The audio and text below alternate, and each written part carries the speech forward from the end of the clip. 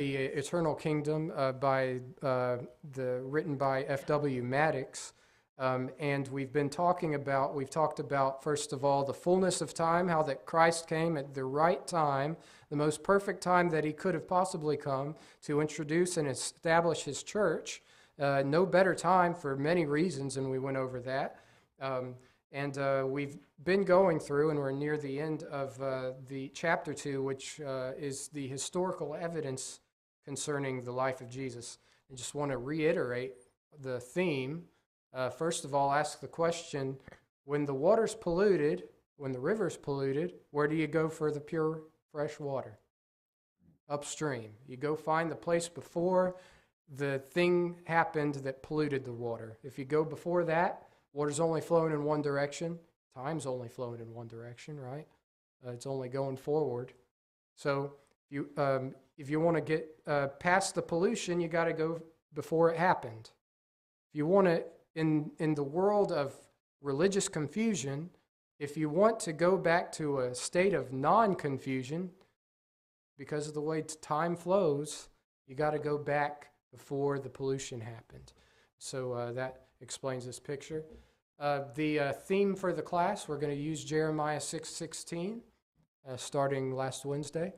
Thus saith the Lord, stand ye in the ways, and see and ask for the old paths, where's the good way? And walk therein, and ye shall find rest for your souls. But they said, we will not walk therein. Again, Jeremiah speaking during a time where the idolatry had infiltrated Israel, and he's saying, you've polluted this religion. Go back before all this happened. Go back to the old ways. That's the way God established things. And so we're doing the same thing here in this class. There's a lot of religious confusion in the world today, and you're not going to get there any other way than going back to the teaching of the apostles, the teaching of Christ, and start there. That's where you're going to get your pure water. So last Wednesday we talked about, started this lesson, historical evidence concerning the life of Jesus. We talked first of all about Flavius Josephus, the Jewish historian, and his corroboration on the existence of Christ, and went through a few of his quotes. This is where we ended up, wasn't it? Tacitus. We got through Tacitus, I think. Tacitus being the Roman historian, and he spoke about many of the Caesars, a good chunk of Roman history, and specifically spoke of Nero and his persecution of the first century church. He called them Christians, as you can see in this quote here. Didn't particularly like Christians, but spoke of the tremendous cruelty that Nero treated them with. Tied them up on poles and wrapped them in garment or material that was very, very flammable, and lit them on fire to light his gardens at night, and put wild animal furs on them, and had dogs rip them apart alive. Just terrible. Anybody ever read the book Fox's Book of Martyrs? A lot of material in that, just detailing the cruelty with which the first century church was treated. And so Tacitus detailed some of that. And when he's detailing this, he points out their denomination, because he saw them as a split from the Jews. That's his understanding of the church then, that they're just another denomination of the Jews. But they had their denomination from Christus, so another early first century corroboration of the existence of somebody named Christ, right? So we know we've seen that so far. Now we're going to talk about Suetonius. And he was born about the year 88 and was a friend of Pliny. I looked up how to pronounce his name because we're going to talk about him in a bit, and I've forgotten what the pronunciation should be. But Pliny, it's spelled Pliny. He's the Pliny the Younger. So I prefer Pliny for some reason. But he authored the 12 Caesars, is what his work is called. And the 12 Caesars, probably written in Hadrian's time, is a collective biography of the Roman Empire's first leaders. Julius Caesar, the first few chapters are missing of that in his work, but Augustus, Tiberius, Caligula, Claudius, Nero, Galba, Otho, Vitellius, Vespasian, Titus, and Domitian. So he goes through all of these different emperors and talks about their reigns. And in one instance, we'll see that he confirms Acts 18 concerning the departure of the Jews from Rome. If we look there in Acts 18, in verse 2, starting in verse 1, after these things, Paul departed from Athens and came to Corinth and found a certain Jew named Aquila, born in Pontus, lately come from Italy, with his wife Priscilla, because that Claudius had commanded all Jews to depart from Rome, and came unto them. And so he confirms this account. He claims that they had been causing disturbances at the instigation of one by the name of Christus. And we know from Acts that among those that were sent out of Rome were Aquila and Priscilla, Acts 18.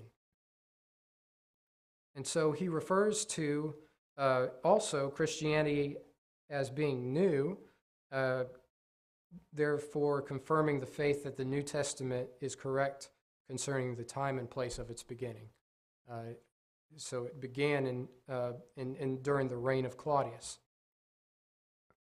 So what did he have to say? From the life of Claudius, because the Jews at Rome caused continuous disturbances at the instigation of Christus, he expelled them from the city.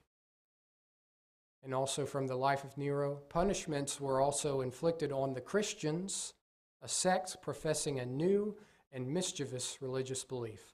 So far we haven't seen anybody that really cares for the Christians, have we? Josephus probably wasn't.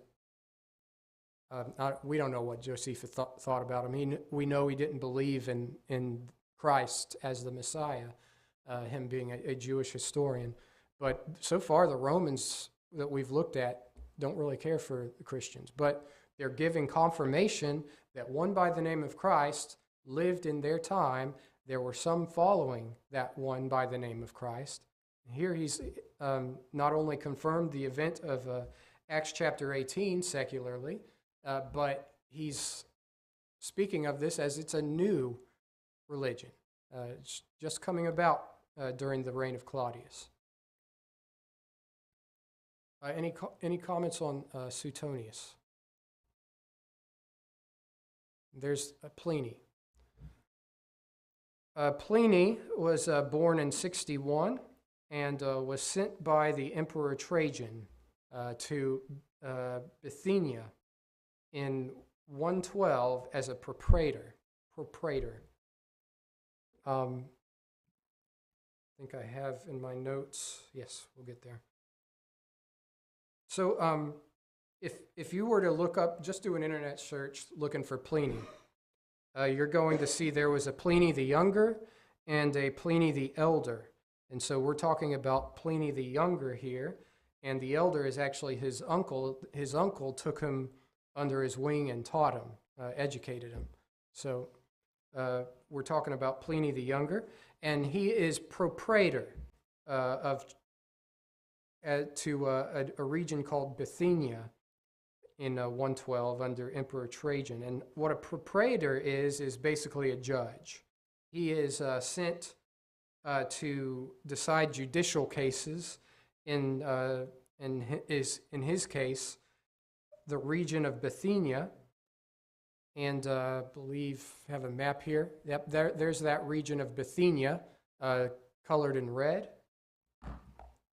If you recognize the map, I know just getting different perspectives of a map that you might be familiar with will just kind of throw you off. Here you have the Dead Sea right there, and Galilee.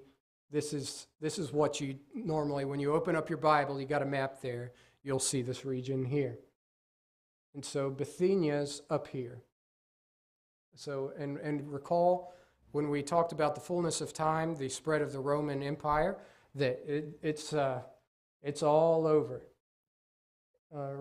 far-reaching, even at one point up to England.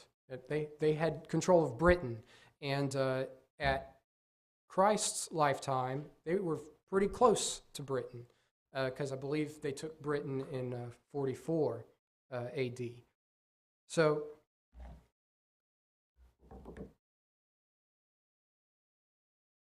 among the cases, Pliny is propraetor. He's a judge sent to decide judicial matters in this region here.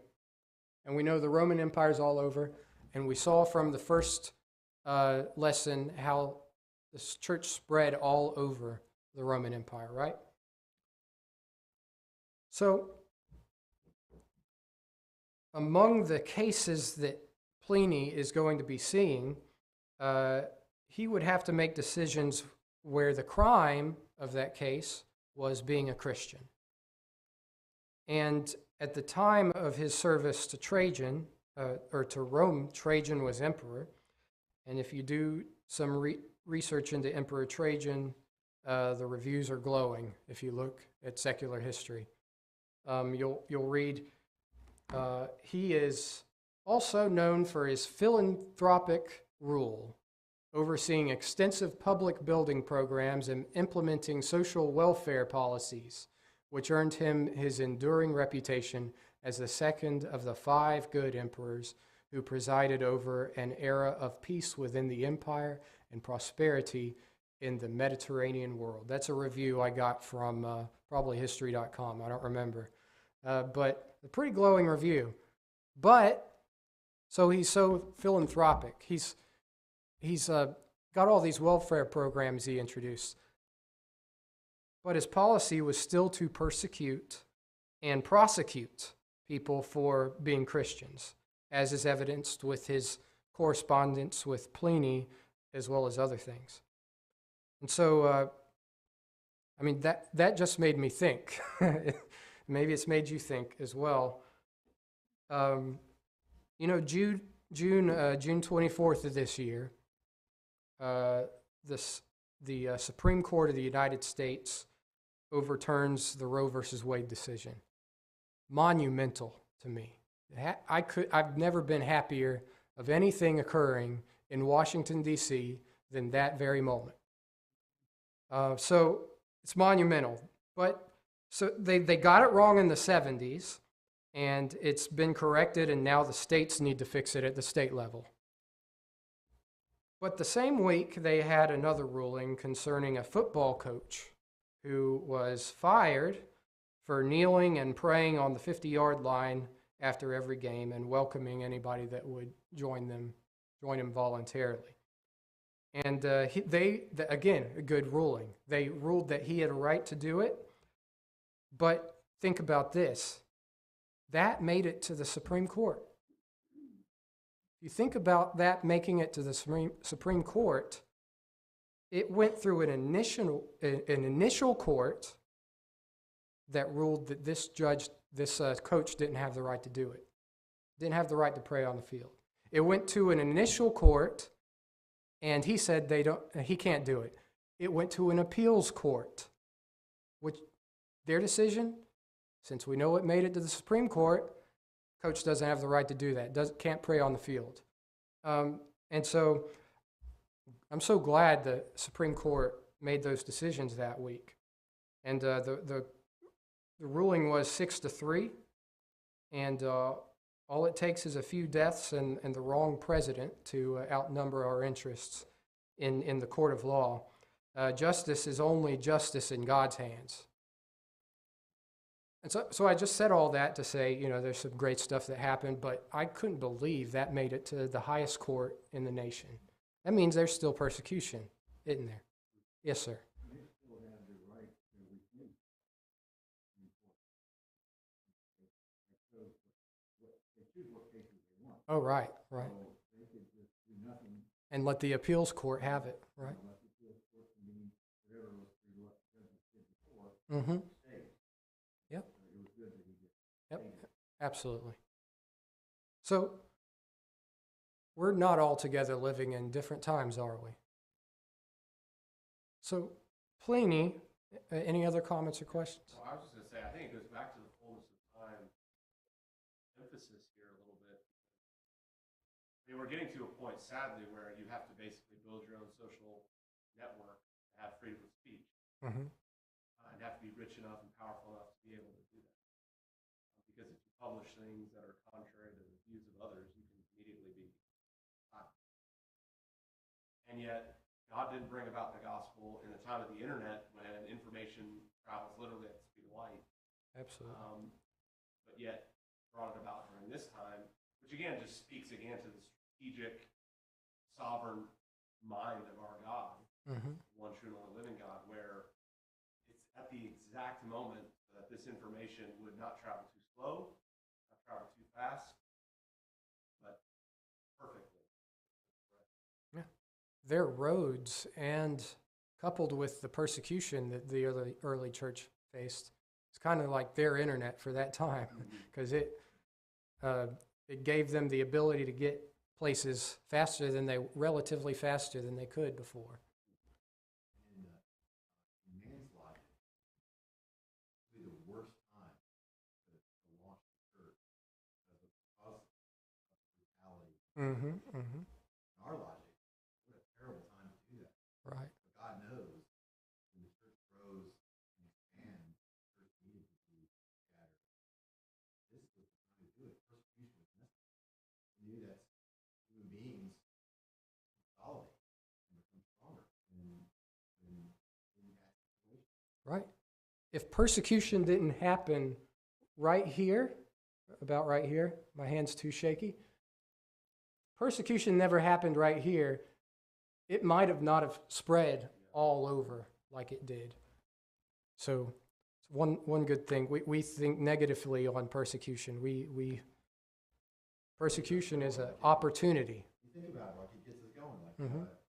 not to be political, but whatever side you're on, when the FBI raids former president, everybody gets up in arms, and all of a sudden everybody has a fire lit under them. Mm-hmm. And it's the same kind of human concept for this type of thing, where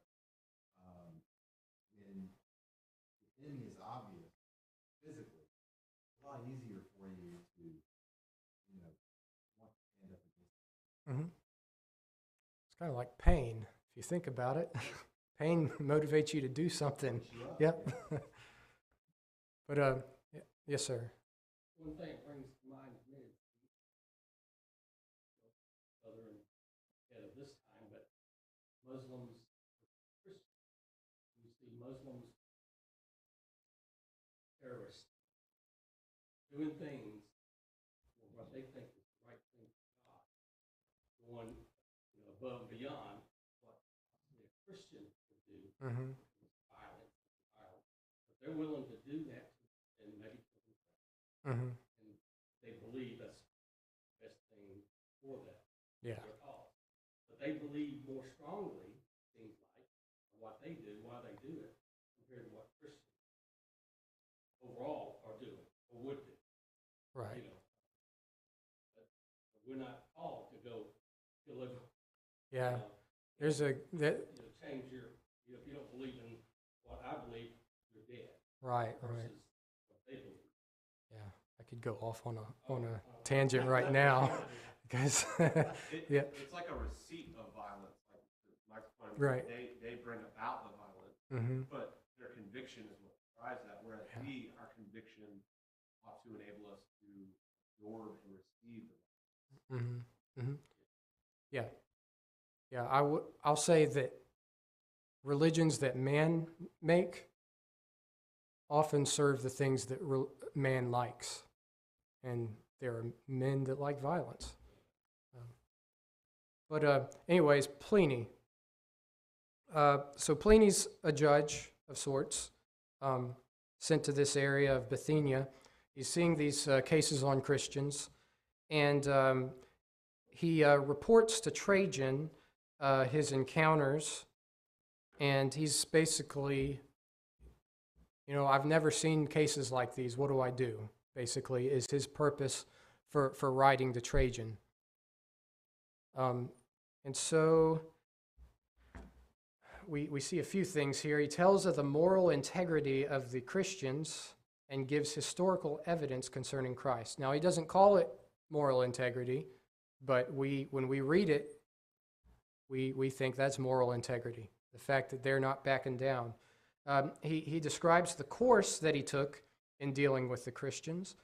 And first, he would ask if they're Christians, and then those that admitted to being Christians, well, he'd ask them again, are you a Christian? And those that admitted a second time would be threatened with capital punishment, asked again, are you a Christian? And they'd say, yes, I'm a Christian, sentenced to death. That was what his ruling would do. And so those who were Roman citizens also, we know. What happened to Paul? Because Paul was a Roman citizen, right? Paul was sent to Rome. And so we see that policy being described by Trajan because he appealed to Caesar. Now, he then described the results of his questioning and sentencing. The charge grew more widespread and more cases were brought before him. So he starts sentencing people for being Christians, and what do you know? More cases pop up. And genuine Christians would not curse Christ under threat, he would say, nor would they do reverence to the idols, because that's one thing he would also do. He'd provoke them to worship idols and worship the gods of the Romans. And, of course, the true Christians, the strong-hearted ones, the ones that God desires in his kingdom, would not do so. And so he tortured some further to investigate the claims of those who some would claim they'd left the faith, and he'd still torture them, basically try to make sure they were rehabilitated, I guess. But what did he have to say? He said, and he's writing to Trajan here, "It is my rule, sire, to refer to you in matters where I am uncertain. For who can better direct my hesitation or instruct my ignorance? I was never present at any trial of Christians. Therefore, I do not know what are the customary penalties or investigations and what limits are observed. Meanwhile, this is the course that I have adopted in the case of those brought before me as Christians. I ask them if they are Christians. If they admit it, I repeat the question a second and third time, threatening capital punishment. If they persist, I sentence them to death. For I do not doubt that whatever crime it may be to which they have confessed, their pertinacity and inflexible obstinacy should be punished. Therefore, were others who displayed a like madness and whom I reserved to be sent to Rome, since they were Roman citizens." So what happened to Paul, he's describing there. So I don't get this impression he really cares for the Christians either. He says whatever crime it is that they've confessed, whatever it means to be a Christian, he doesn't know. He doesn't know what that means. But the fact that they're pertinent or insistent, inflexible, they're not bending, they're not breaking. That's a crime. That should be punished, according to Pliny, because they're not subjecting themselves the way that Trajan or Pliny would want. You can't understand. It's out of the realm of his understanding. He calls them those others who displayed like madness. Mm-hmm. Sent to Rome. It's the same thing Pilate. When Pilate was face to face with Jesus, he couldn't comprehend why Jesus wouldn't just. He told him, "Look, I have your life in my hands. I'm about to kill you. Mm-hmm. I can either kill you or I can set you free." And he couldn't understand why would you not why would you not protect your life? So even all the way through here, they can't comprehend something larger than the physical life Mm-hmm. and its physical being. Yep.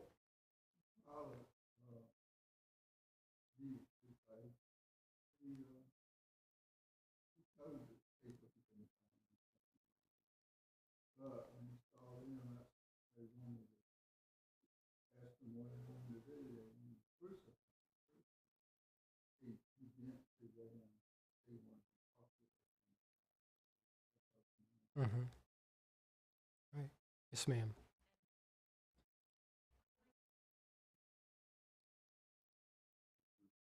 Mm-hmm.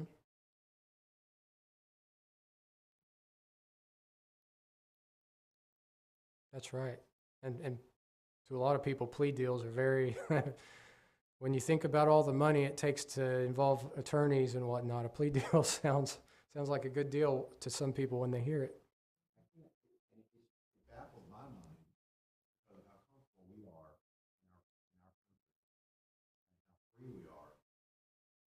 That to think about the Christians in this case where he would bring them in front of him and ask them 3 times, each time saying, "Are you a Christian?" If you say yes, I'm going to kill you, or capital punishment, or whatever it is. And they were obstinate. Mm-hmm. Still did it. And this is and to understand still how new this is. Right. I understand that they don't have everything, they don't have the word of God in their hand like we do. Where they can see the full story unfolded right there to establish their faith in concrete. Right. And yet still, they know they're facing death. It means they've been taught. Mm-hmm. They've been taught the value of this life versus the value of the next life. And they fully understood it. Mm-hmm. They've made that journey, and they've made it to the end of that journey. So whether Blaney kills them or doesn't kill them, it doesn't matter. Right. They're fully understanding of it and they're fully convicted of it. And they're trusting in a power above Mm-hmm. and above, and that's what boggles them. That's I Right. think what they've really, you know, Danny's point, et cetera. It's like they're two-faced, they're power tripping, they think that they should dictate everyone's happiness in life and hold it in their hands. Mm-hmm. Christ didn't bend, they're not bending. Right. Their pertinacity and inflexible obstinacy. What a compliment. Exactly. Right. I read that. It's like, great. They Yeah. wouldn't bend. They wouldn't allow man to usurp God in their lives. Amazing. Mm-hmm. We call it courage. He calls it madness. Yeah. Yes, ma'am.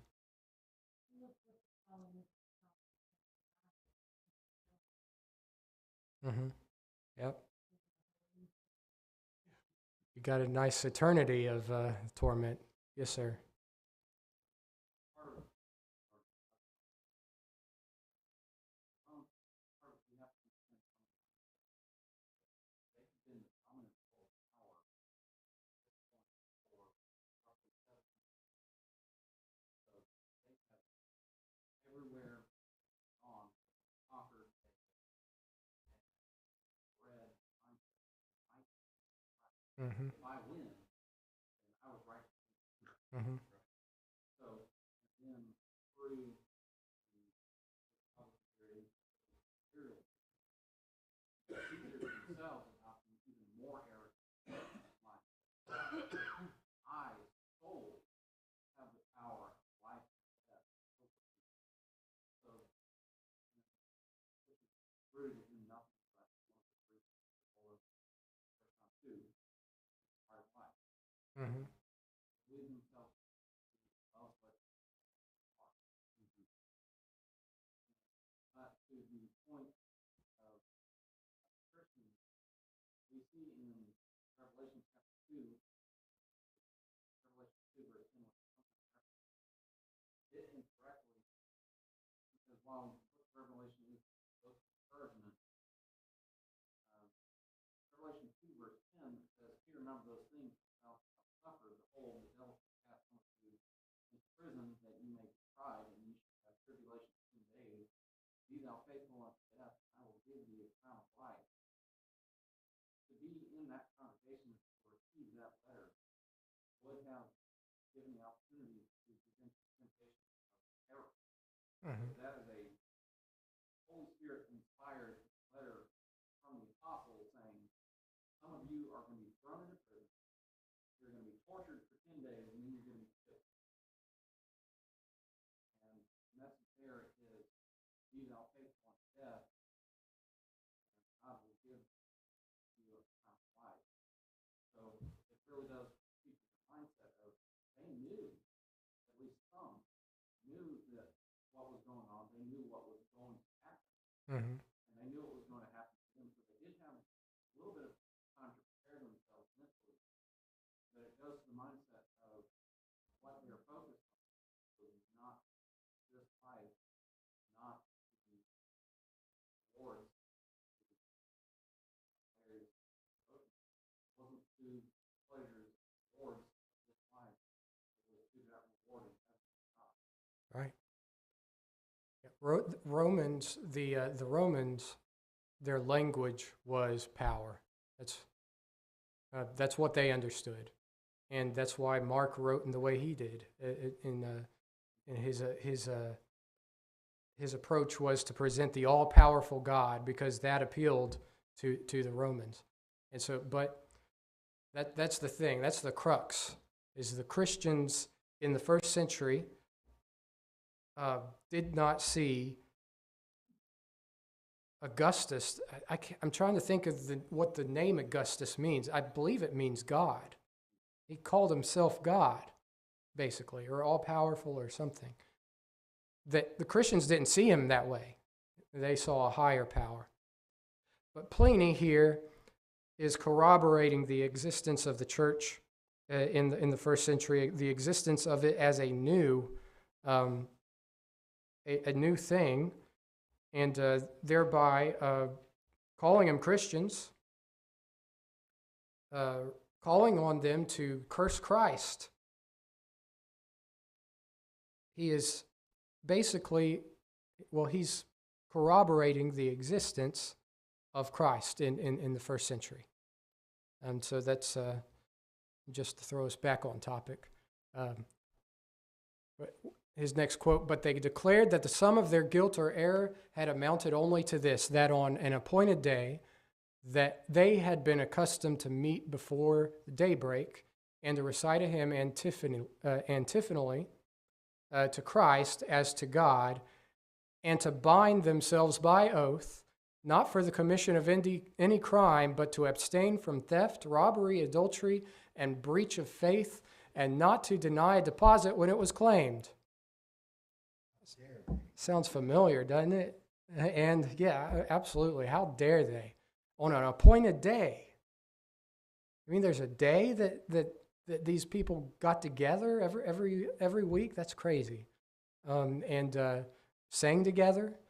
He's speaking of these things as though they're awful or just weird, at least, at the very least. But here, corroborating the existence of Christ, corroborating the practices that we still continue today, right? And the fact that abstain from theft, robbery, adultery, and breach of faith, they ought to see this as a good thing. Yes, sir.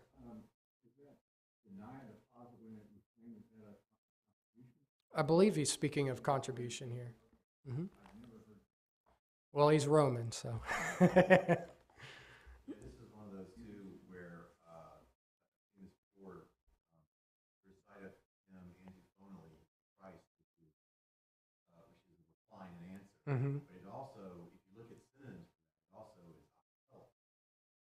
So it's interesting here that he's basically saying, here's some of the things they did when they got together Mm-hmm. on a certain day of the week. They sang to each other acapella. Interesting. Yeah. I found this very special. I love this quote. Interesting too, because the gathering together not for the commission of any crime. Think about the assembling of people together. Again, from the perspective of power, it's like, oh, are they about to try to overthrow us, or are they trying to, knife something here? But he's saying, no, they're getting together to maintain a moral life, right? This isn't a Brutus situation here. Right. This is, Right. but yeah, I've found this. Pliny didn't mean it this way, but I found this very it just brings tears, doesn't it? But so that's Pliny. By the way, that's a gift that God gives us to be able to see this, understand the time, and really understand what's being said there. Mm-hmm. What's revealed to us is exactly what we're doing here, Mm-hmm. and it's so uplifting Mm-hmm. to read that. Absolutely. Turn upstream, right? Get back to that. So, by the way, Trajan replied to Pliny, and he approved of his methods. He approved of all that. So, conclusion.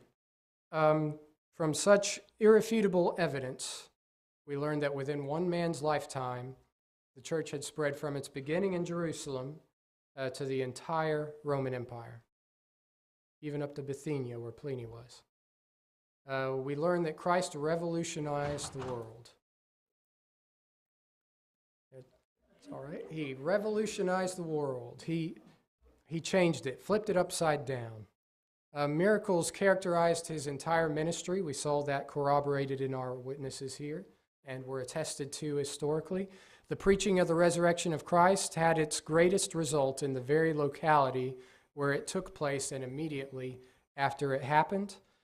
And since the writers were accurate in all reference to contemporary people, and this is all quoted from F.W. Maddox, by the way, and since they were dealing with a divine personage, they set forth this portion of their history without any special emphasis and passed on to other phases of his life are equally miraculous. So that's it's not necessary that secular history, corroborate the Bible, but it sure is great when you find things like that last quote from Pliny. Next week, we're going to discuss this again, as we always do, Jeremiah 6:16 being the theme, but we'll talk about the New Testament church, lesson 3, and talk about that state of purity that we all need to be striving to be, and to reject anything that does not describe what we're going to see described in the next lesson. Any additional comments? We need to make sure we spread the madness. That's as Pliny would call it. Yeah, excellent. Excellent.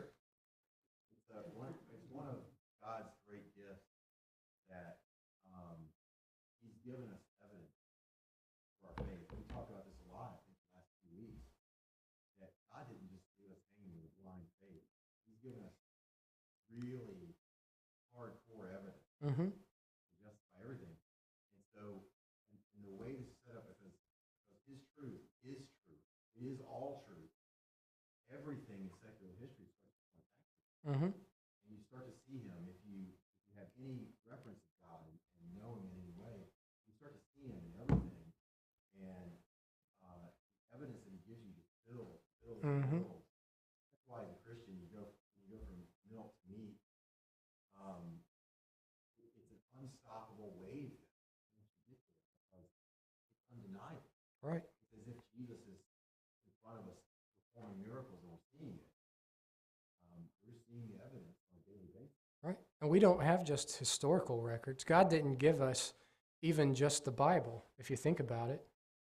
There's a reason that Genesis opens up with, in the beginning, God created the heavens and the earth, because man had already concluded. It's undeniable that somebody designed the design. There's a designer to the design. Somebody planned the plan. Everything, we see it everywhere. And so that He hasn't left us hanging. We have evidence everywhere, historically and scientifically, and all kinds of subjects. Well, I appreciate, yes, sir. Great or magnificent. Okay. I might have got the wrong name, but still. He still placed himself as a God. Yes, he did.